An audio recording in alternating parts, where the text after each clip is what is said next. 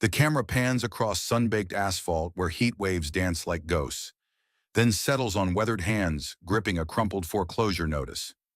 They say a man's worth isn't measured in the dollars in his bank account, but in the calluses on his hands and the promises he keeps. In the forgotten corners of America, where highways cut through dreams like scars through flesh, there are still places where a handshake means everything and your word is your bond. But what happens when the very system you've trusted your whole life betrays you? When the people with the power to save the ones you love choose profit over compassion? When a stranger rolls into your world carrying secrets that could destroy everything you thought you knew about justice? Some breakdowns can't be fixed with a wrench and elbow grease. Some engines require a complete rebuild from the ground up. And sometimes, the most dangerous thing that can happen to a dying town isn't losing hope. It's finding it again in the most unlikely place. Thunder rumbles in the distance as a lone motorcycle appears on the horizon, heading straight toward a collision that will change everything. The Texas sun beat down mercilessly on Highway 87, turning the asphalt into a shimmering river of heat that made distant objects dance like mirages. Frank Sullivan wiped the sweat from his brow as he stood in the doorway of Sullivan's Auto Repair, watching the empty road that had once brought steady business to his family's garage. These days, most folks drove straight through Millbrook on their way to Austin or San Antonio, their modern cars serviced by corporate chains that promised efficiency over the personal touch his father and grandfather had built their reputation on. At 55, Frank carried the weight of 3 generations on his shoulders. His calloused hands told the story of 40 years under the hood, diagnosing problems that computers couldn't understand and fixing vehicles with the kind of intuitive knowledge that came from a lifetime of listening to engines breathe. The garage itself was a testament to persistence, a 2-bay operation that had weathered the Great Depression, 2 wars, and countless economic downturns, only to find itself struggling against forces his grandfather could never have imagined. The morning mail lay unopened on his cluttered desk, mostly because Frank already knew what it contained: bills, overdue notices, and somewhere in that stack, probably another letter from Millbrook First National explaining why a 60-year-old business wasn't worth saving. The numbers were stark: $180,000 in accumulated debt, equipment loans 6 months behind, and a building mortgage that had seemed manageable when his wife Helen was alive and working as the town's part-time bookkeeper. 5 years. It had been 5 years since cancer had taken Helen, and Frank still caught himself looking toward the small office where she used to work, expecting to see her organizing receipts or charming customers with her warm smile. She'd been the one who understood that their garage was about more than fixing cars. It was about fixing the things that kept the community moving, literally and figuratively. The distinctive rumble of a Harley-Davidson engine broke through his melancholy thoughts. Frank squinted against the heat shimmer as a figure on a motorcycle pulled into his lot, the bike sputtering and missing beats in a way that made his mechanic's instincts immediately alert. The rider cut the engine, which died with a protest that told Frank everything he needed to know about the problem. Long legs encased in well-worn leather swung over the seat with practiced ease. When gloved hands reached up to remove the helmet, Frank found himself looking at a woman who appeared to be in her late 40s, with shoulder-length auburn hair streaked with premature silver and intelligent green eyes that seemed to take in everything at once. There was something about her bearing confident without being arrogant, purposeful without seeming rushed, that marked her as different from the usual tourists who occasionally wandered through Millbrook. "Sounds like you've got a fuel delivery issue," Frank said by way of greeting, wiping his hands on a shop rag that had seen better decades. "Been running rough for long." The woman smiled, and something about it reminded him of distant horizons and open roads. "Started about 30 miles back. I was hoping to make it to Austin, but..." She gestured at the Harley with a mixture of affection and frustration that Frank recognized from countless customers over the years. She had other ideas. "They usually do," Frank replied, already moving to circle the motorcycle with the careful attention of a doctor examining a patient. The bike was a thing of beauty beneath its travel-worn exterior, a road king with subtle modifications that spoke of both quality and careful customization. "I'm Frank Sullivan." Victoria, she said, then paused slightly. Most people call me Vic. Frank nodded, his trained eye already cataloging the Harley's condition. Beyond the obvious fuel system issue, he noticed details that others might miss: the expensive auxiliary lighting carefully integrated into the bike's profile, the high-end GPS system, and leather saddlebags that probably cost more than most people's monthly rent. This wasn't some weekend warrior's toy. This was a serious touring machine owned by someone who both understood and could afford quality. "Mind if I take a look?" he asked, already knowing the answer from her expectant expression. "Please," Vic said, stepping back and shrugging off her leather jacket in the oppressive heat. The simple white tank top underneath was clearly expensive. Frank had learned to recognize quality after years of clothing his daughter Sarah through college, but worn with the casual ease of someone who didn't think about such things. As Frank began his examination, Vic leaned against his workbench with the relaxed posture of someone completely comfortable in a garage environment. She watched him work with genuine interest, asking occasional questions that revealed more than a passing knowledge of motorcycle mechanics. "You've got some interesting modifications here," Frank commented, noting the specialized fuel injection system and custom exhaust routing. "Not standard factory work." A shadow of something wariness perhaps flickered across Vic's face before she smiled. "I like to customize my rides. Makes them feel more personal." Frank nodded, understanding perfectly. Every vehicle that came through his shop had its own personality, its own story. This one, though, felt like it was keeping secrets. The sophisticated electronics, the custom security features subtly integrated into the ignition system. This was no ordinary touring bike. "Should be a relatively straightforward fix," he said, straightening up and dusting off his knees. "Fuel filter's clogged, and I'm seeing some contamination in the line. Probably picked up some bad gas along the way. Give me about an hour, and I can have you back on the road." Vic glanced at her watch, a gesture so quick Frank almost missed it, then seemed to make a conscious decision to relax. "No rush, actually. I could use a break from the road." She looked around the garage with genuine interest. "Mind if I hang around while you work?" Something about her manner struck Frank as curious. Most people killing time during repairs headed to the diner across the street, or at least waited in the small office area he maintained for customers. But Vic seemed content right where she was, as if the smell of motor oil and the sound of tools against metal was familiar territory. As he worked, they fell into an easy conversation. Vic asked about the town, about his business, showing an understanding of the challenges facing independent garages that surprised him.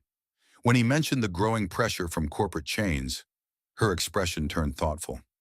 "Sometimes bigger isn't better," she said, her tone carrying a weight he couldn't quite decipher.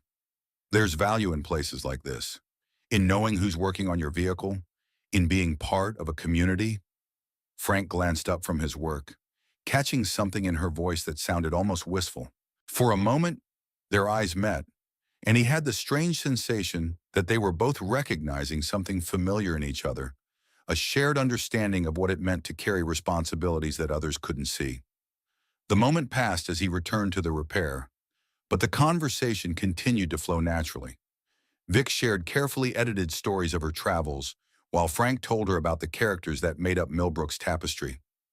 As his hands moved surely through the repair, Frank found himself wondering about this woman who seemed equally at ease discussing engine timing and the economic pressures on small businesses.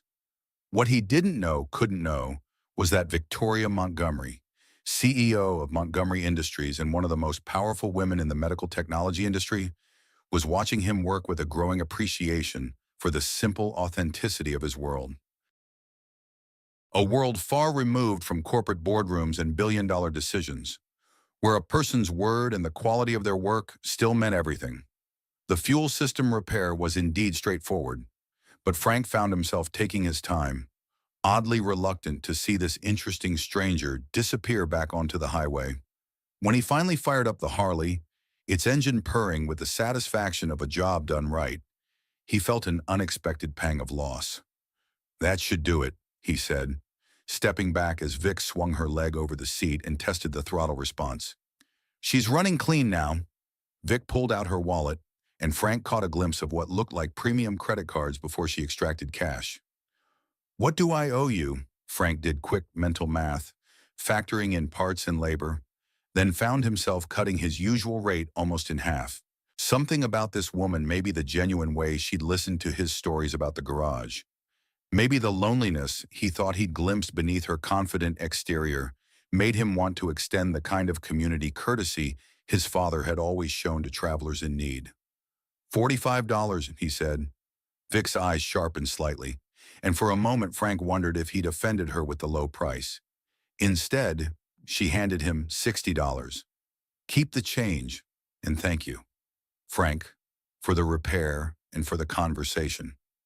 She pulled on her helmet, and Frank found himself saying, "You know, if you're not in a hurry to get to Austin, Millbrook's having its monthly community barbecue tomorrow evening. Nothing fancy, just local folks sharing food and stories. You'd be welcome." Through her helmet visor, Frank saw her smile. "I might just take you up on that." As the Harley's engine note faded into the distance, Frank stood in his empty garage, wondering why he felt like something important had just entered his life and hoping it wasn't leaving for good. 2 days had passed since the mysterious biker had disappeared down Highway 87, but Frank found his thoughts returning to their conversation more often than he cared to admit. There had been something about Vic and intelligence in her questions about small business challenges, a sadness in her eyes when she spoke about community that suggested depths he hadn't had time to explore. He was elbow deep in the engine bay of Mayor Henderson's ancient Buick, trying to coax a few more years out of a starter motor that should have been replaced in the Clinton administration. When the distinctive rumble of a Harley-Davidson announced an unexpected return, Frank straightened up, wiping his hands on his coveralls, and felt his pulse quicken as Vic guided her motorcycle into the same spot she'd occupied 2 days earlier. This time, however, she was carrying a large duffel bag and what appeared to be a laptop case.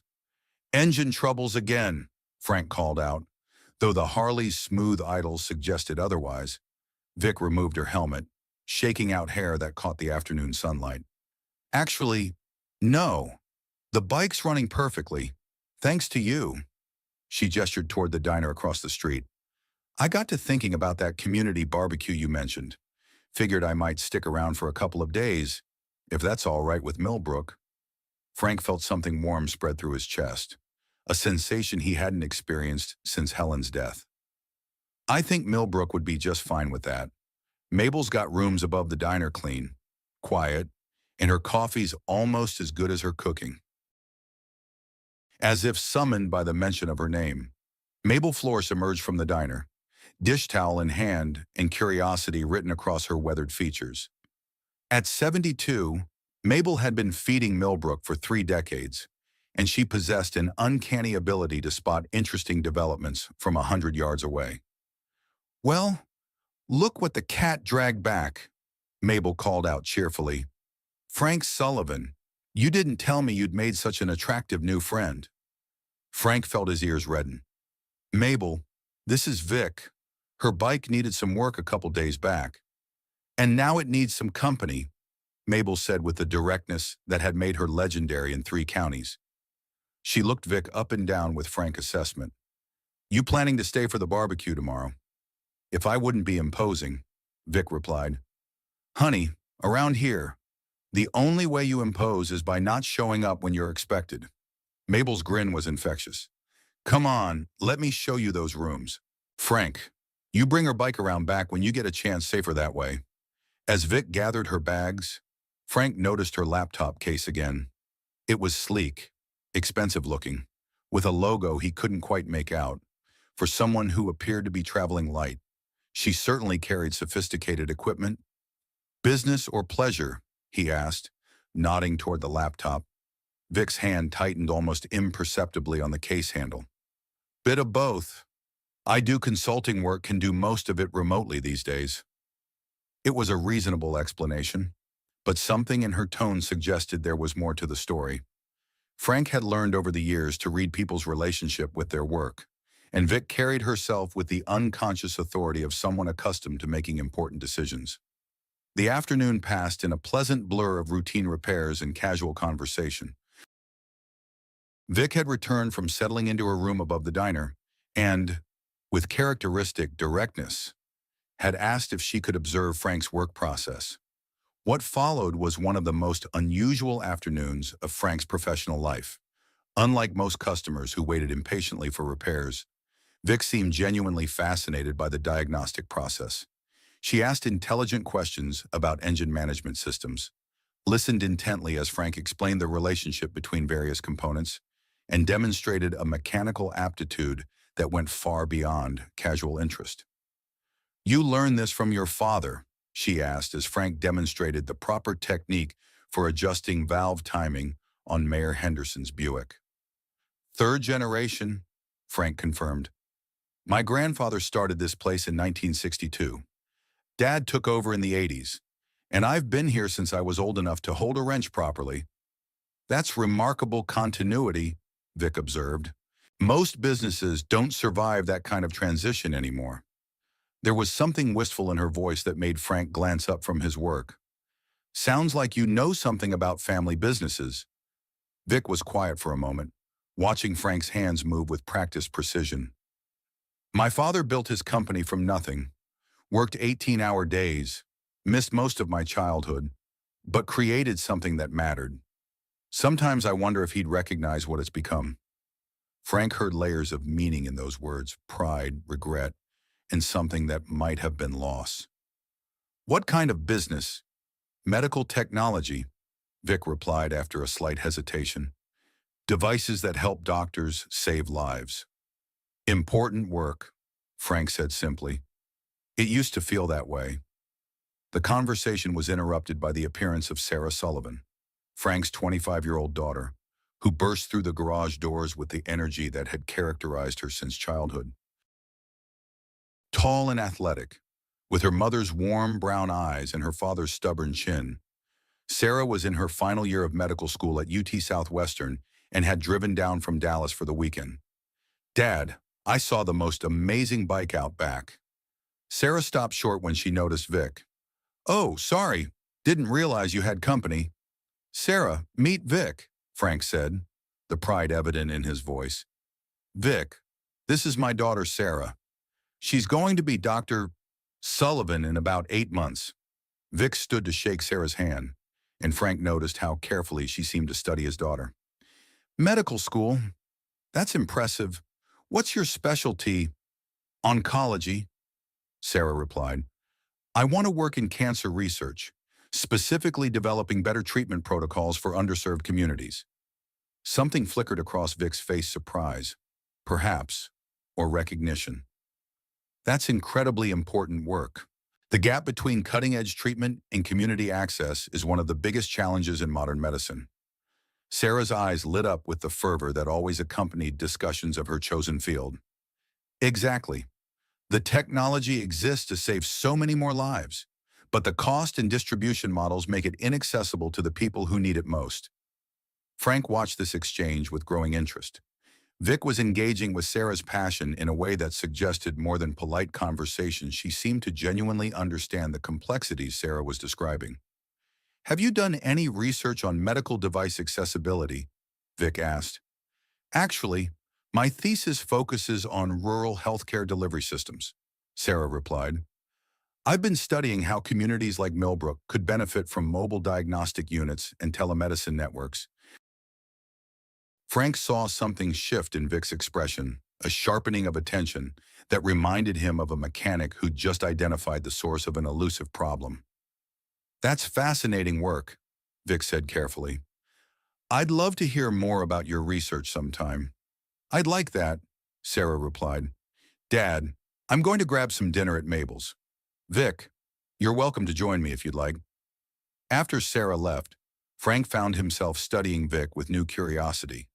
Her knowledge of medical technology, her understanding of healthcare economics, the way she'd engaged with Sarah's research, it all suggested background and expertise that went well beyond casual consulting work. "Your daughter's remarkable," Vic said, breaking into his thoughts. Gets that from her mother, Frank replied automatically, then felt the familiar pang that accompanied any mention of Helen. Vic's expression softened. You lost her cancer, Frank said simply. 5 years ago. Sarah was just starting medical school. Helen never got to see her graduate. I'm sorry, Vic said, and Frank could hear genuine sympathy in her voice. That must have been incredibly difficult. Frank nodded, his hands automatically returning to work as a way of managing emotions that still felt raw. Helen always said this garage was about more than fixing cars.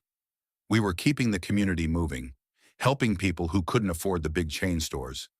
After she died, I thought about selling, but he gestured around the familiar space. Some things are bigger than just business. Vic was quiet for a long moment, watching Frank work. When she finally spoke, her voice was carefully controlled.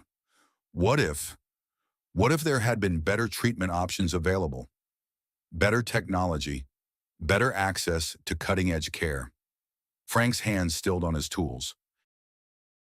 It was a question he'd asked himself countless times during Helen's illness, the terrible wondering about roads not taken, treatments not tried, hope not pursued. We did everything we could, he said finally. Traveled to Houston, tried experimental protocols, spent everything we had saved. In the end, the cancer was just stronger than the medicine. But if cost hadn't been a factor, Vic pressed gently, if the most advanced treatments had been accessible here in Millbrook, Frank set down his wrench and looked directly at her. Why are you asking? Vic met his gaze, and for a moment, Frank saw something vulnerable beneath her composed exterior. Because I think the answer to that question might be more important than either of us realizes. Before Frank could respond, the distinctive chime of a satellite phone cut through the garage's quiet atmosphere. Vic's hand moved instinctively toward her jacket pocket, then stopped as she registered Frank's surprised expression. Consulting work, she said quickly. But Frank had caught the sophistication of the device and the authority in her posture as she'd reached for it. The phone chimed again, insistent and somehow ominous in the fading afternoon light. I should take this, Vic said, already moving toward the door. Business emergency. Frank watched through the window as Vic paced outside, her free hand gesturing emphatically as she spoke. Even from a distance, he could see the transformation, her spine straightening, shoulders squaring, voice taking on a tone of unmistakable command. He couldn't make out words, but the conversation's intensity was obvious. This wasn't casual consulting work. This was someone accustomed to making decisions that mattered, someone whose absence was causing problems for other people. When Vic returned 20 minutes later, she looked troubled in a way that went beyond simple business concerns. Everything all right? Frank asked. Vic forced a smile that didn't quite reach her eyes. Just work complications.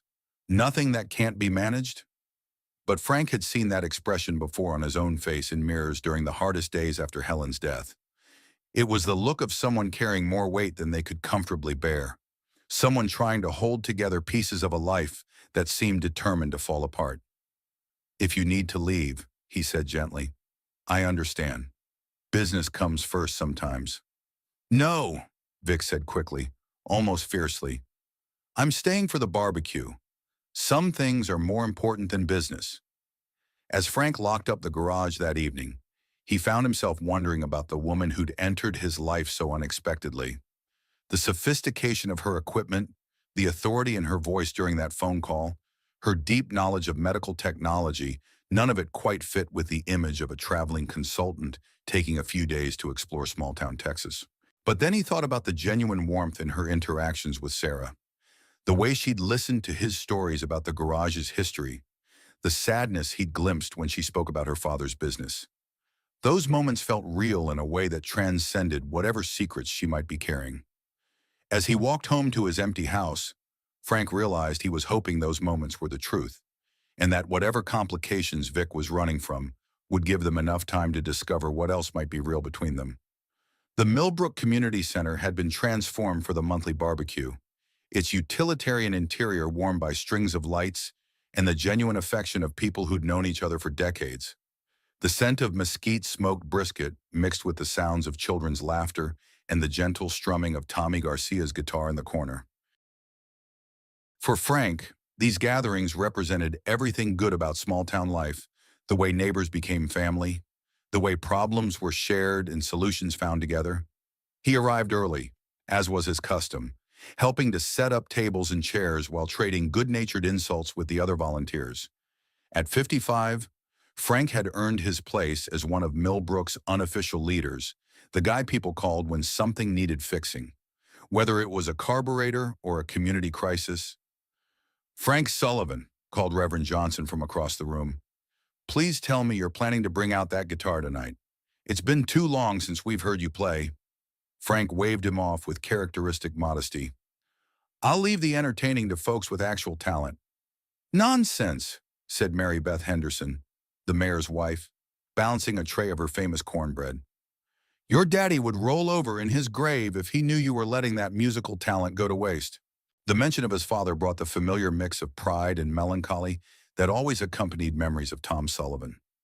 The man who'd built this garage, who'd taught Frank that a mechanic's job was about more than fixing engines. It was about keeping the community moving, literally and figuratively. "Speaking of talent," Mary Beth continued with a conspiratorial tone that meant gossip was incoming, "Mabel tells me you've made a new friend, someone with a very impressive motorcycle." Frank felt his ears redden as several nearby conversations paused with interest. In a town of 8,000, the arrival of an intriguing stranger was news worthy of community attention. "Just fixed her bike," Frank replied carefully. "She seemed interested in sticking around for the barbecue." "Well, I hope she knows what she's getting into," chuckled Pete Ramirez, the high school principal. "We haven't had this much excitement since the county fair got that new funnel cake vendor." The conversation was interrupted by a slight commotion near the entrance. Frank turned to see Vic entering the community center, and he felt his breath catch slightly. She'd traded her travel-worn leathers for a simple sundress that somehow managed to look both casual and elegant, her auburn hair catching the warm light of the hanging bulbs. But it wasn't her appearance that struck him. It was the way she paused in the doorway, taking in the scene with the careful attention of someone who understood the significance of what she was witnessing. "There's your mysterious biker," Mary Beth whispered with approval. "My goodness. Frank, you didn't mention she was beautiful." Before Frank could respond, Mabel appeared at Vic's side, clearly having appointed herself as official guide and introducer. "Folks," she announced with theatrical flair, "I want you all to meet Vic. She's the one with the beautiful Harley parked behind my place, and she's got more mechanical knowledge in her little finger than most men have in their whole bodies." Frank watched as Vic was swept into the warm embrace of Millbrook's social fabric. There was something touching about how carefully she engaged with each introduction, asking Mrs. Garcia about her grandchildren's school achievements, discussing drought conditions with the local farmers, showing genuine interest in Pete's description of the high school's new computer lab. But Frank also noticed the way she occasionally glanced toward her phone, the slight tension in her shoulders when certain topics arose, the careful way she deflected questions about her own background. She was hiding something, that much was clear, but she was also making a genuine effort to connect with these people, and they were responding to her warmth. "Vic." Sarah's voice cut through the general chatter as Frank's daughter approached with a plate of food. "I was hoping you'd make it. Wouldn't miss it," Vic replied, accepting the offered barbecue with genuine enthusiasm. "This is incredible. Is the whole town here?" "Pretty much," Sarah laughed. "Wait until you see what happens when Tommy starts playing. Dad might even be convinced to join in." "Your father plays music?" Vic asked, glancing toward Frank with renewed interest. "Plays and sings," Sarah confirmed proudly.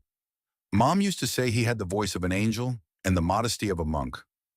Frank noticed how Vic's expression softened at the mention of Helen, and he felt that familiar warmth that seemed to accompany her presence. There was something about this woman, the way she listened, the way she seemed to understand the unspoken bonds that held a community together, that made him want to share more of himself than he had in years. The evening progressed with a gentle rhythm of good food and easy conversation. Vic found herself drawn into discussions about everything from local history to the challenges facing rural healthcare, a topic that seemed to particularly engage her attention. Frank watched as she spoke with Dr. Martinez, Millbrook's only physician, about the difficulties of providing specialized care in underserved areas. The technology exists, Dr. Martinez was saying as Frank joined their conversation. Mobile diagnostic units, telemedicine networks, portable treatment systems. But the cost and logistics make it nearly impossible for communities like ours to access. What if cost wasn't the primary factor? Vic asked quietly. What if someone could find a way to make advanced medical technology financially accessible to rural communities? Dr. Martinez's eyes lit up with the fervor of someone who'd dreamed about such possibilities for years. It would revolutionize healthcare delivery. We could catch diseases earlier, provide treatments that currently require patients to travel hundreds of miles, save lives that we lose to distance and delay. Frank noticed how intently Vic was listening, as if filing away every detail of the conversation. When Dr. Martinez was called away to handle a minor emergency involving Tommy Garcia's overly enthusiastic guitar playing, Vic turned to Frank with an expression he couldn't quite read. Your daughter mentioned your wife's illness, she said carefully. Would better access to advanced treatments have made a difference? Frank felt the familiar tightness in his chest that accompanied thoughts of Helen's final months. Hard to say. We tried everything available to us, but there were experimental treatments in Houston, clinical trials that might have helped, the travel, the cost, the time away from everything familiar. He shrugged helplessly. Sometimes I wonder if we gave up too soon. You didn't give up, Vic said firmly. You fought with everything you had. I can see it in how you talk about her, how Sarah describes those months. Sometimes the system fails people, even when they do everything right. There was something in her voice, pain, perhaps, or guilt that made Frank study her face more carefully. Sounds like you've seen that failure firsthand. Before Vic could respond, Tommy Garcia's guitar fell silent, and Reverend Johnson's voice carried across the room. All right, everyone, you know what time it is. Who's brave enough to get the music started tonight? Frank Sullivan, called out Mary Beth Henderson immediately. Don't think you're getting out of it this time. A chorus of encouragement rose from the crowd, and Frank felt the familiar mixture of embarrassment and pleasure that accompanied these moments. Music had always been his private refuge, something he'd shared with Helen in quiet evenings at home. Performing for the community felt like exposing something precious, but it also honored her memory in a way that felt right. Only a Vic doesn't mind hearing an old mechanic make a fool of himself, Frank said, glancing toward her with a mixture of hope and apprehension. I'd love to hear you play, Vic replied, and something in her expression suggested this meant more to her than simple politeness. Frank accepted Tommy's guitar, feeling its familiar weight in his hands. The room grew quiet as he found his tuning, then settled into the opening chords of Blue Eyes Crying in the Rain, Helen's favorite song, and one that seemed appropriate for this moment of sharing something personal with someone new. When he began to sing, his voice carried the weathered honesty of someone who'd lived the emotions behind the lyrics. Frank had learned over the years that music was another form of repair work, taking broken feelings and worn memories and somehow making them whole again. As the song progressed, he found himself looking toward Vic, using the music to communicate things he wasn't ready to say directly. The applause that followed was warm and genuine, but Frank barely heard it.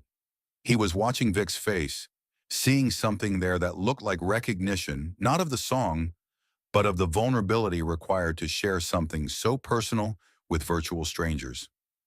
That was beautiful, as she said when he returned the guitar to Tommy. Your wife had good taste. In music or husbands? Frank asked, attempting lightness. Both, Vic replied, and the sincerity in her voice made Frank's chest tighten with emotions he'd kept carefully buried for 5 years. The evening continued with the gentle magic of good music and shared stories. Frank found himself sitting beside Vic as various community members took turns entertaining the crowd, children reciting poems, teenagers showing off on their instruments, Adults sharing jokes that had been polished by years of retelling. During a particularly enthusiastic rendition of Friends in Low Places by the Henderson twins, Vic's phone buzzed insistently.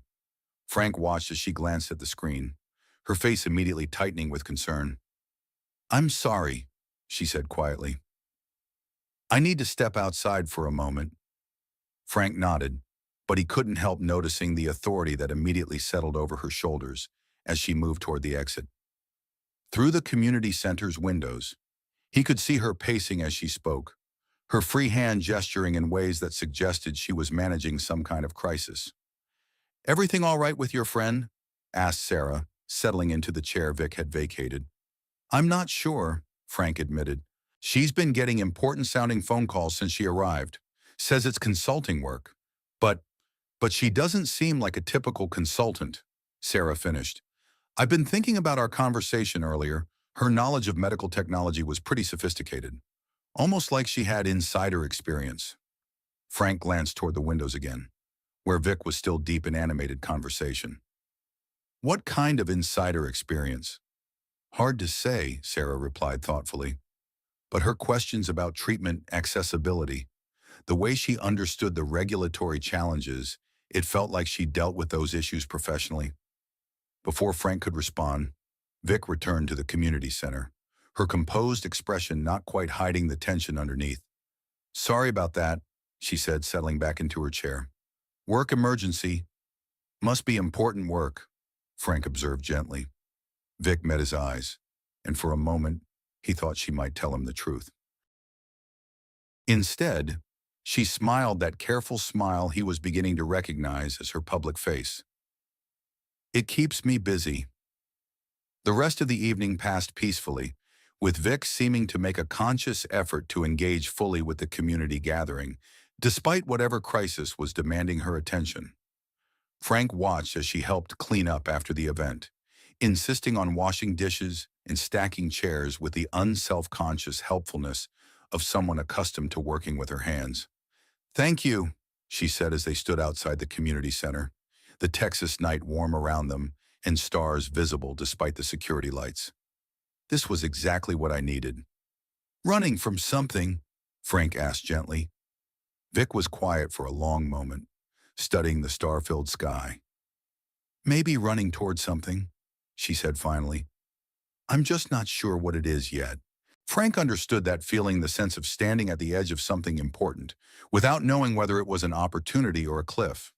"Well," he said, "Millbrook's a good place for figuring things out. We specialize in taking our time and letting things develop naturally."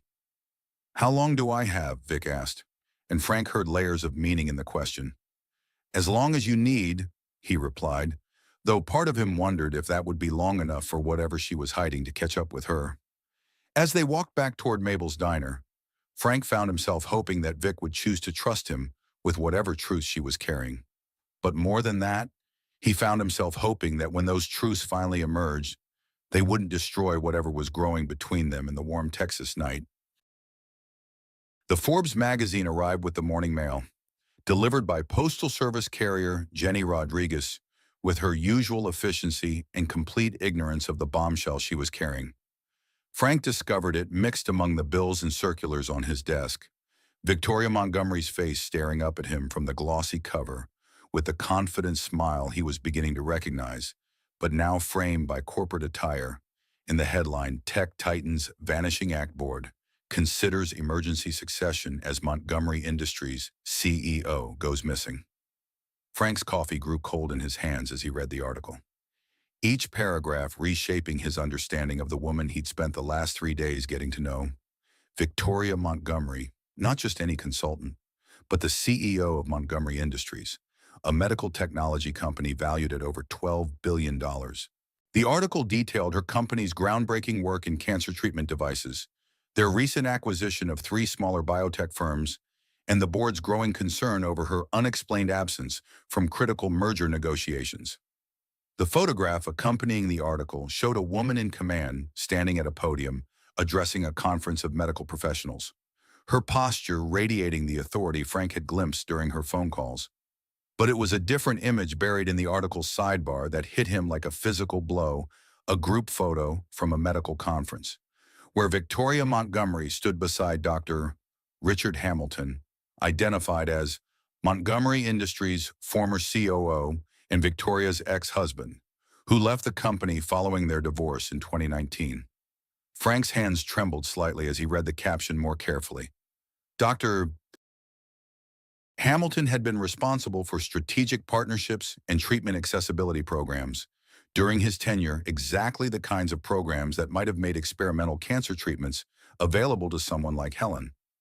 The garage's front door chimed as Sarah burst in with her characteristic energy, stopping short when she saw the magazine in Frank's hands and the expression on his face. "Dad, what's wrong?" Frank held up the magazine, watching as Sarah's eyes widened in recognition.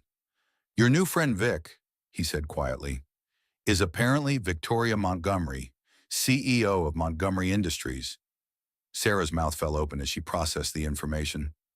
"Montgomery Industries, Dad. They're one of the biggest medical device companies in the world. They make the cancer treatment systems I've been studying in school." "Did they make systems that might have helped your mother?" Frank asked, though he already suspected the answer. Sarah's face went pale as the implication hit her. "The experimental immunotherapy devices, the portable treatment units that could have eliminated the need for travel to Houston. Yes, Montgomery Industries was at the forefront of that technology 5 years ago." Frank felt something cold and hard settling in his chest. "And they were available to people who could afford them, or people whose insurance companies were willing to cover experimental treatments," Sarah added quietly. "Dad, there were programs for expanded access, but the criteria were incredibly strict. Most rural patients couldn't qualify because of documentation requirements and follow-up logistics." The sound of a motorcycle pulling into the lot outside made both of them turn toward the window. Victoria was parking her Harley, completely unaware that her carefully constructed identity was about to collapse. "What are you going to do?" Sarah asked. Frank folded the magazine, his mechanic's hands steady despite the turmoil in his chest. "I'm going to ask her why she lied." Victoria entered the garage with the same easy smile she'd worn for 3 days, carrying coffee from Mabel's and looking like she belonged in Frank's world. "Morning," she called out cheerfully. "Mabel wanted me to tell you she's making your favorite meatloaf for lunch, and you're not allowed to work through the meal again." "We need to talk," Frank said quietly, placing the magazine on his workbench where she couldn't miss it. Victoria's eyes found the magazine, and Frank watched as every emotion from surprise to resignation to something that might have been relief crossed her face in rapid succession. She set down the coffee carefully, as if buying time to gather her thoughts. "How long have you known?" she asked finally. "About 5 minutes," Frank replied. "Sarah, could you give us some privacy?" His daughter glanced between them with concern but nodded, squeezing Frank's shoulder as she passed. "I'll be at Mabel's if you need me." After Sarah left, Victoria sank into the client chair she'd occupied so naturally over the past few days, but now it felt like she was separated from Frank by more than just the width of his workbench. "I was going to tell you," she said quietly. I didn't know how." "How about starting with the truth?" Frank suggested, his voice carefully controlled. "How about not lying to me for 3 days about who you are?" "I never lied about who I am," Victoria said firmly. "Everything I told you about myself, about wanting to find something real, about feeling disconnected from the work that used to matter to me, all of that was true. I just didn't tell you what I do for a living." Frank picked up the magazine, studying her corporate image. Victoria Montgomery, CEO of one of the world's largest medical technology companies. The same company that makes cancer treatment devices that might have saved my wife's life if we could have afforded them. Victoria's face went white. "Frank, I had no idea about Helen when you what?" Frank's voice was rising despite his efforts to stay calm. "When you decided to play tourist in my life, when you thought it might be interesting to see how the other half lives." "That's not what this was," Victoria said desperately. "I came here because I was trying to escape a life that felt like it was suffocating me. Because I wanted to find out if there was still something real underneath all the corporate machinery. And was I part of that experiment? Frank demanded. The simple small-town mechanic who could teach the sophisticated billionaire about authentic living. Victoria stood abruptly, her own anger finally surfacing. You think this was some kind of social experiment? You think I spent 3 days learning about your community, listening to your stories, falling for... She stopped herself, seeming to realize she'd revealed more than she intended. Falling for what? Frank pressed. For you, Victoria said quietly, all the fight going out of her voice. For this place, for the life you've built here, for the way people take care of each other without calculating the profit margin. Frank felt his anger wavering in the face of her obvious pain, but the betrayal was still too fresh. How can I believe anything you tell me now, for all I know? This is just another performance. Victoria reached into her purse and pulled out her phone. Not the sophisticated satellite device Frank had seen her use for business calls, but a simple smartphone. She scrolled through it for a moment, then handed it to him. Look at the photos, she said. Tell me if that looks like a performance. Frank scrolled through images from the past 3 days, Victoria helping to set up chairs at the community center, laughing with genuine delight as she learned to adjust carburetor settings, covered in dust and grinning as they'd worked together on Mayor Henderson's ancient Buick. In every image, she looked more relaxed and happy than the corporate executive from the magazine cover. I've been running Montgomery Industries for 8 years, Victoria said as Frank continued scrolling. I've made decisions affecting thousands of employees, managed budgets larger than most state governments, and I haven't had a single genuine conversation in all that time. Then I come here, and within an hour, you're treating me like a real person instead of a corporate entity. Frank looked up from the phone. But you are a corporate entity. You're the CEO of a company that puts profit margins ahead of people's lives. You're right, Victoria said quietly. And I hate what that's made me. Do you want to know why I really left Phoenix? Because my board was pressuring me to approve a merger that would have shut down our community outreach programs. Because they wanted me to sign off on pricing strategies that would make our devices inaccessible to exactly the kind of people who live in places like Millbrook. Frank felt some of his anger begin to ebb, replaced by confusion and a reluctant understanding. So you ran away. I ran toward something, Victoria corrected. I just didn't know what it was until I got here. Frank set her phone on the workbench beside the magazine, studying the contrast between her two images, the corporate executive and the woman who'd spent yesterday afternoon learning to rebuild a transmission. Tell me about Helen, he said finally. Victoria's breath caught. Frank, I swear I didn't know. Tell me about the programs that might have helped her. Victoria closed her eyes, and when she opened them, Frank saw tears threatening. 5 years ago, Montgomery Industries had 3 different experimental treatment programs that could have been applicable to Helen's condition. Portable immunotherapy units, enhanced diagnostic systems, and combination treatment protocols that significantly improved survival rates. And they were available to whom? Patients in major metropolitan areas with comprehensive insurance coverage and access to specialized oncology centers, Victoria said quietly. The bureaucratic requirements were designed to limit liability and ensure successful outcomes for clinical trial data. In other words, not available to people like us. Not available to the people who needed them most, Victoria agreed. It was a business decision made by people who never had to look at the human cost. Frank felt a familiar tightness in his chest, the same helpless anger he'd experienced during Helen's illness when faced with insurance denials and treatment delays. And you were okay with that. I told myself I was protecting the company's financial stability, Victoria said. I told myself that we couldn't help everyone, that we had to maintain sustainable business practices. I told myself a lot of things that let me sleep at night. What changed? Victoria was quiet for a long moment, seemingly lost in painful memories. My father died 2 years ago. Cancer, just like Helen. And despite having access to every possible treatment, despite money being no object, despite the best doctors in the world, it still wasn't enough. For the first time, I understood that all our technology, all our innovations, meant nothing if we couldn't save the people we loved. Frank saw his own grief reflected in her expression and felt his anger beginning to transform into something more complicated. Is that why you're here? Guilt. Partly, Victoria admitted, but also because I realized I'd spent so many years focused on shareholder value and market expansion that I'd forgotten why we got into medical technology in the first place. My father started Montgomery Industries because his brother died from a treatable condition in a rural hospital that didn't have access to proper equipment.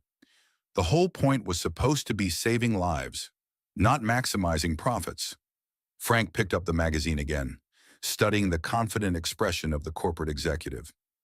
So what happens now? You've had your small-town experience, learned some valuable lessons about authentic living. Do you go back to Phoenix and implement some new community outreach programs? I don't know, Victoria said honestly. The board is probably voting on my replacement as we speak. I've missed 3 critical meetings, ignored dozens of calls, and walked out on a billion-dollar merger negotiation. For all I know, I don't have a company to go back to. And if you do, Victoria met his eyes, and Frank saw vulnerability there that the corporate headshots had never captured. Then I guess I have to decide whether I want to spend the rest of my life making money or making a difference. Frank felt the last of his anger drain away, replaced by the recognition that Victoria was facing the same kind of choice he'd confronted after Helen's death, whether to retreat into bitterness or find a way to honor love through action. There's something else, Victoria said quietly. About Helen's case specifically. Frank tensed. What about it? I spent yesterday evening reviewing our archive files from 5 years ago. Helen's case was actually flagged for potential inclusion in one of our expanded access programs. The decision to deny coverage wasn't made by the Medical Review Board. It was overruled by the Business Operations Division. Meaning what? Victoria's voice was barely above a whisper. Meaning my ex-husband, who was COO at the time, personally rejected Helen's application because treating patients in rural Texas didn't align with our clinical trial geographic distribution requirements. Frank felt the room spin slightly as the implications hit him. Richard Hamilton, the man in the photograph. The man I was married to when that decision was made, Victoria confirmed. The man whose business philosophy I supported because I trusted his judgment more than my own instincts. Frank sank into his desk chair, overwhelmed by the revelation that Helen's death might have been preventable if not for corporate politics and marriage-based trust that had proved misplaced. I can't change what happened, Victoria said through tears that were now flowing freely. I can't bring Helen back or undo the decisions that kept her from getting the treatment she deserved. But I can make sure it never happens again. I can make sure that the next person facing what you went through has options that Helen didn't have. Frank looked at this woman who had entered his life as a mysterious stranger and revealed herself to be connected to his deepest pain in ways he could never have imagined. Part of him wanted to ask her to leave, to take her guilt and her money and her complicated history back to Phoenix where it belonged. But another part of him, the part that had fallen for her genuine laughter and thoughtful questions and obvious care for his community, recognized that she was offering something more valuable than apologies.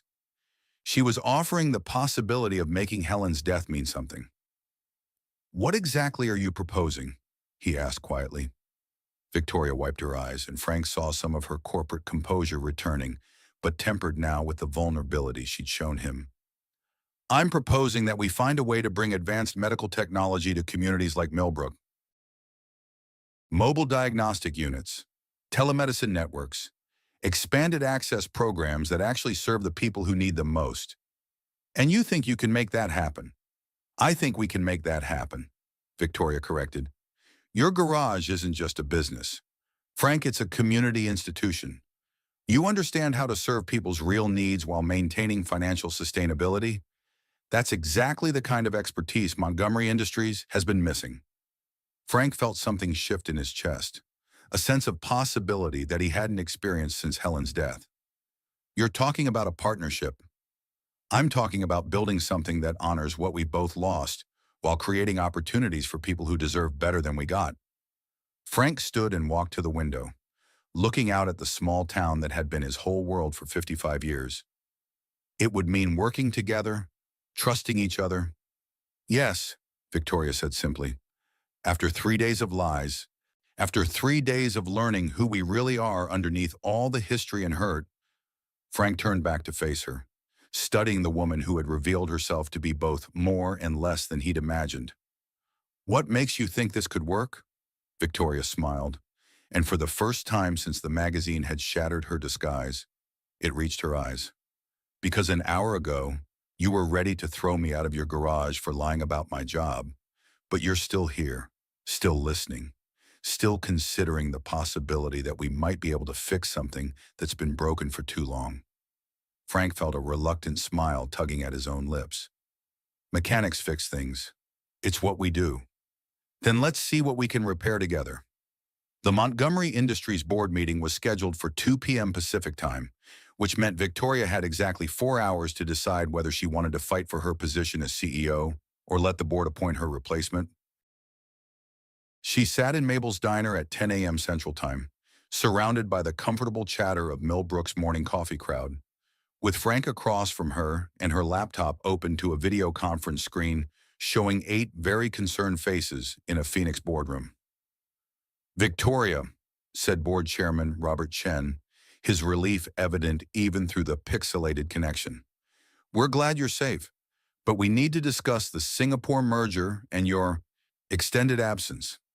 Frank watched as Victoria straightened in her chair, the corporate armor sliding back into place with practiced ease. But this time, instead of completely transforming her, it seemed to rest more lightly on her shoulders, available when needed, but no longer defining who she was. Before we discuss Singapore, Victoria replied, her voice carrying the authority Frank had heard during her phone calls, I want to talk about our mission statement. Does anyone remember why Montgomery Industries was founded? Board member Patricia Wells looked confused. Victoria, this isn't the time for philosophical discussions. We have stockholders to consider, quarterly projections to meet. We have lives to save, Victoria interrupted firmly. My father didn't build this company to maximize shareholder value. He built it because his brother died in a rural hospital that didn't have access to proper medical equipment. Everything else, the profits, the stock price, the mergers, all of that was supposed to be in service of that primary mission. Frank found himself leaning forward, fascinated by this glimpse into Victoria's corporate world. Around them, the diner's regular customers had fallen into an expectant quiet, clearly sensing they were witnessing something significant, even if they didn't understand the details. Victoria, said another board member whose name Frank didn't catch, we understand you've been under stress, but we need to be realistic about our business model. The Singapore merger represents everything that's wrong with our current approach, Victoria said, cutting him off. Have any of you actually reviewed their labor practices, their environmental record, their approach to patient accessibility? The silence from Phoenix stretched long enough that Frank wondered if the connection had been lost. Finally, Robert Chen spoke carefully. Victoria, perhaps we should discuss this privately when you return to Phoenix. I'm not returning to Phoenix, Victoria said quietly. At least, not as CEO of a company that's lost sight of its founding principles. The reaction from the board was immediate and chaotic, multiple voices talking over each other. Expressions of shock and concern, urgent whispers about succession planning and stock market impact. Frank watched Victoria weather this storm with calm determination, and he realized she'd already made her decision before the call began. However, Victoria continued when the noise subsided, I am proposing an alternative approach that might address both our mission and our financial responsibilities. She looked at Frank, and he saw a question in her eyes, not asking for permission, but confirming that he was ready to step into this world with her. He nodded slightly, and her smile was radiant. I'm calling from Millbrook, Texas, Victoria said. A community of 8,000 people served by one family physician in a hospital 30 miles away.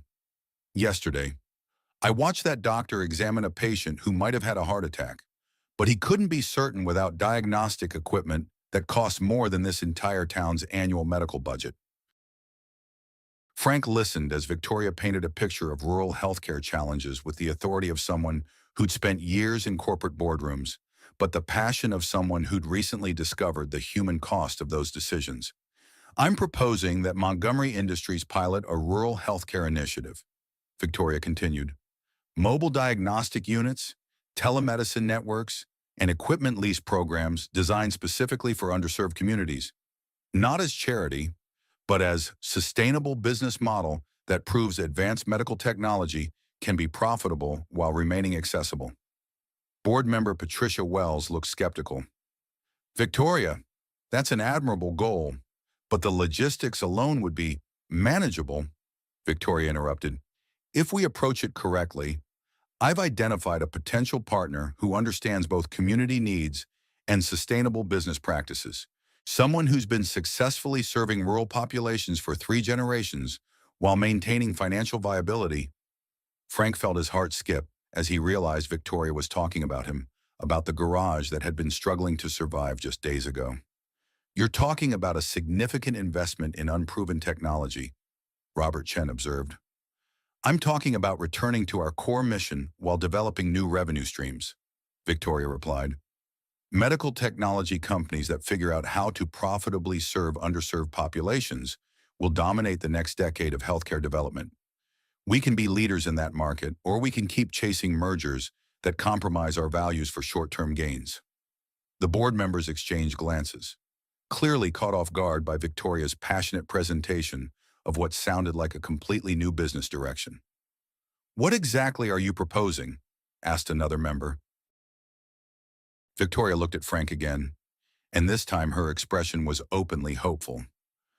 I'm proposing that I spend the next 6 months developing this rural healthcare initiative from Millbrook, Texas. If we can create a sustainable model here, if we can prove that advanced medical technology can be delivered profitably to communities like this one, then we'll have a blueprint for national expansion. And if it doesn't work, Patricia Wells asked, then you'll have my resignation and clear justification for pursuing the Singapore merger, Victoria replied. But I think you'll find that serving people's actual needs is more profitable than any acquisition strategy. Frank watched the board members process this unexpected proposal. It was clear they'd expected either Victoria's immediate return or her resignation. This middle path seemed to confuse them. We'll need detailed financial projections, Robert Chen said finally. Implementation timelines, market analysis, proof of concept development. Of course, Victoria agreed. I'll have preliminary reports to you within 2 weeks. The call ended with reluctant board approval for Victoria's 6-month sabbatical to develop what they were calling the Rural Healthcare Initiative. As she closed her laptop, Frank noticed that her hands were shaking slightly. Think they'll actually support it? He asked. Victoria was quiet for a moment, staring out Mabel's front window at the town that had somehow become the center of her professional future. They'll support it if it works, and it has to work. Because you believe in it. Because I can't go back to being the person I was before I met you, Victoria said simply. Because I finally understand what my father was trying to build, and I want to build it too. Frank reached across the table and took her hand, feeling the contrast between her corporate manicure and the small calluses she'd developed during her days in his garage. So what happens now? Victoria's smile was determined and slightly terrified. Now we figure out how to save lives while keeping the lights on. Think you're up for the challenge. Frank thought about Helen, about the treatments that might have saved her if they'd been accessible in rural Texas. He thought about Dr. Martinez's frustration with the limitations of small-town medicine. He thought about Sarah's research into healthcare delivery systems and her dream of making a difference in underserved communities. I think, he said carefully, that this might be exactly what Helen would have wanted us to do. 3 months later, the transformation of both Sullivan's Auto Repair and Victoria Montgomery was evident to anyone who visited Millbrook. The garage had been expanded to include a clean room where Victoria and a small team of Montgomery Industries engineers were modifying diagnostic equipment for mobile deployment. Frank had learned to operate medical diagnostic systems with the same intuitive understanding he brought to engine repair. while Victoria had developed genuine expertise in small engine maintenance and the economics of rural business operations. The first Montgomery Sullivan Mobile Health Unit was a modified RV that looked like nothing so much as a high-tech repair shop on wheels. It carried cardiac monitoring equipment, portable imaging systems, and telemedicine networks that could connect Millbrook's patients with specialists in Houston or Dallas. More importantly, it had been designed with input from Dr. Martinez, Sarah, and a dozen other rural healthcare providers to ensure it addressed real needs rather than theoretical problems. The beauty of this model, Victoria was explaining to a reporter from Modern Healthcare magazine, is that it combines cutting-edge technology with community-based delivery systems. Frank understands how to maintain equipment under challenging conditions, how to train local operators, and how to create sustainable business relationships with rural populations. Frank, who was still adjusting to the idea of being interviewed by national media, nodded toward the mobile unit where Sarah was training Mrs. Patterson, the former school nurse, to operate the cardiac monitoring system. It's not that different from teaching someone to maintain a complex engine. You start with the basics, build understanding gradually, and make sure they know how to troubleshoot problems independently. The pilot program had exceeded every projection Victoria had presented to the Montgomery Industries Board.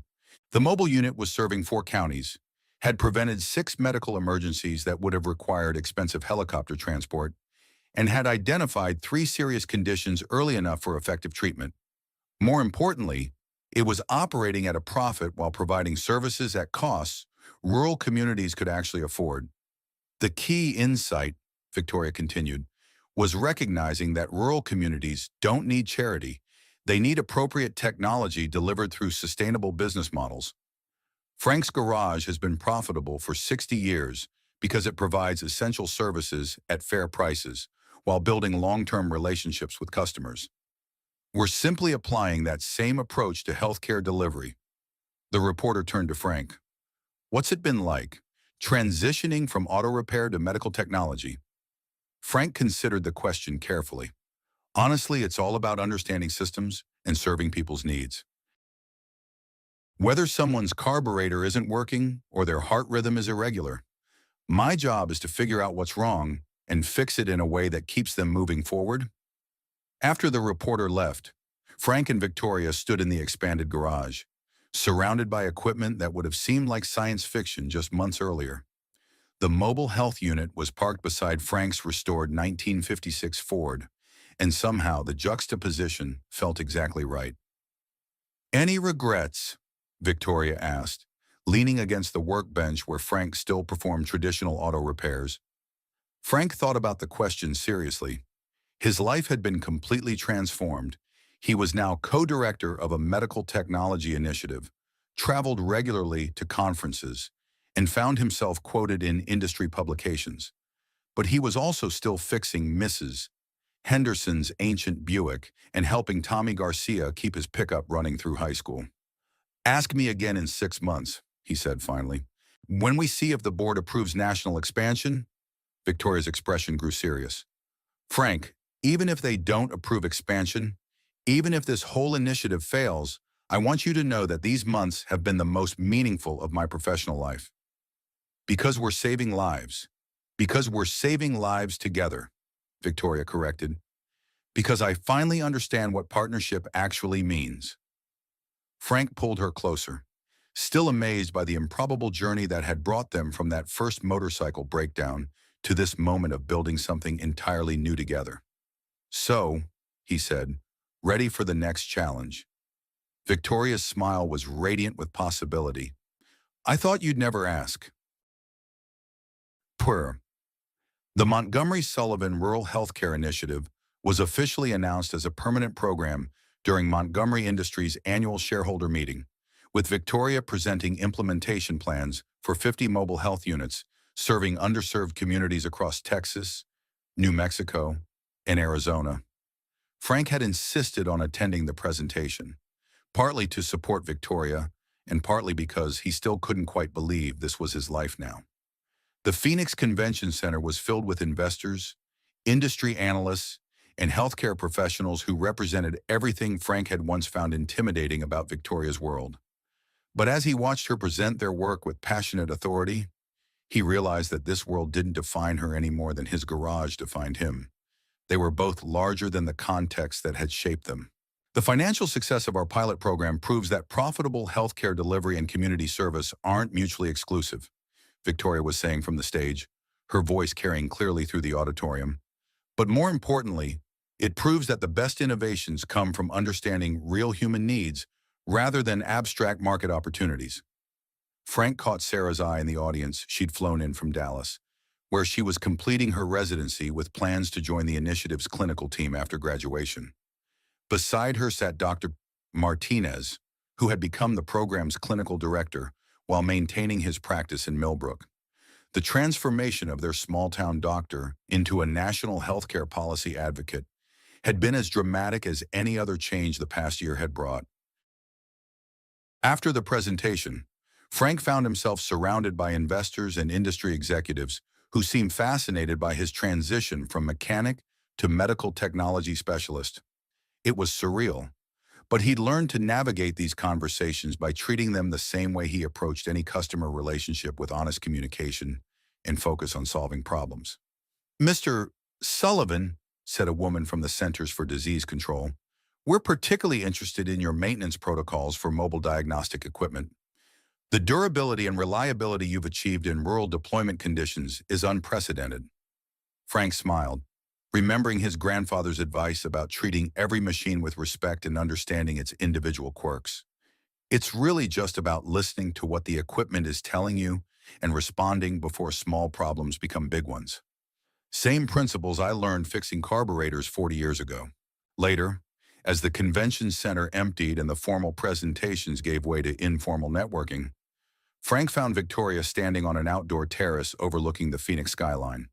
She'd changed from her corporate suit into the jeans and boots that had become her preferred attire, and she looked more like the woman who'd spent yesterday afternoon helping him rebuild a transmission than the CEO who'd just announced a $50 million healthcare initiative. "How do you feel?" Frank asked, joining her at the railing. Victoria was quiet for a moment, studying the city lights spread out below them. "Proud," she said finally. "Grateful. Terrified that I'll wake up and discover this was all an elaborate dream." "What would you do if it was a dream?" "Go find a small town in Texas with a broken-down motorcycle and a mechanic who believes in fixing things," Victoria replied without hesitation. Frank laughed, pulling her close as the desert night settled around them. "Think we can do this scale up from 1 mobile unit to 50? "I think we can do anything," Victoria said, "as long as we remember that it's not about the technology or the business model or the profit margins. It's about the people we're serving and the lives we might be able to save." Frank thought about Helen, about the path that had led from his wife's death to this moment of building something that might prevent other families from facing the same helpless choices. He thought about Sarah, preparing to become the kind of doctor who could bridge the gap between cutting-edge research and community healthcare. He thought about Millbrook, where the Montgomery Sullivan Initiative had become a source of community pride and economic development. Most of all, he thought about the woman beside him, who had taught him that love could take many forms, including the decision to transform grief into action and build something meaningful from the pieces of what had been lost. "Ready to go home?" Victoria asked. And Frank understood she was talking about Millbrook, the place that had become home to both of them in ways neither had expected. "Ready," Frank replied, knowing that home was no longer just a place but a commitment they'd made to each other and the work they'd chosen to do together. As they walked back toward the convention center, Frank's phone buzzed with a text message from Mabel. "Mrs. Henderson's Buick is making that noise again. Also, Tommy Garcia wants to know if the mobile unit can check his grandmother's blood pressure tomorrow. Also, tell Victoria that Millbrook's proud of you both." Frank showed the message to Victoria, who smiled with the genuine warmth that had first drawn him to her in his garage 6 months ago. "Think Mrs. Henderson's Buick can wait until we get back?" she asked. "She's waited this long," Frank replied. but I'm thinking we should stop by the garage first thing tomorrow morning. Some things are too important to postpone, Victoria nodded, understanding that he was talking about more than automotive repair. They were talking about the commitment to serve their community, to honor the trust that had been placed in them, and to remember that all their grand plans and corporate initiatives meant nothing if they forgot to take care of the people who'd made their partnership possible in the first place. 6 months ago, Frank Sullivan had been a struggling mechanic facing the loss of everything his family had built. Victoria Montgomery had been a successful CEO who'd lost sight of why her work mattered. Now they were partners in every sense of the word, building a future that honored their past while creating possibilities they'd never imagined. It wasn't the story either of them had expected to live, but it was the story they'd chosen to write together, one repair, one patient, one saved life at a time. As they drove through the Texas night toward Millbrook, Frank reflected on the journey that had brought them here. Sometimes the most important breakdowns were the ones that forced you to rebuild everything from scratch. Sometimes the best repairs were the ones that made something better than it had ever been before. And sometimes, if you were very lucky, you found someone who understood that fixing things was just another way of loving them and who was willing to spend a lifetime learning what that meant together. The highway stretched ahead of them, leading home to a small town where miracles happened one patient at a time, where love grew in auto repair shops, and where two people had discovered that the most important distance they'd ever traveled was the one between who they'd been and who they could become together. In the end, that had made all the difference. The camera slowly pulls back from the garage where two figures work side by side, their silhouettes framed against the golden Texas sunset. In the end, Frank Sullivan didn't just save his garage, he discovered that some repairs require more than mechanical skill. They require the courage to trust again, to love again, to believe that broken things can become stronger than they ever were before.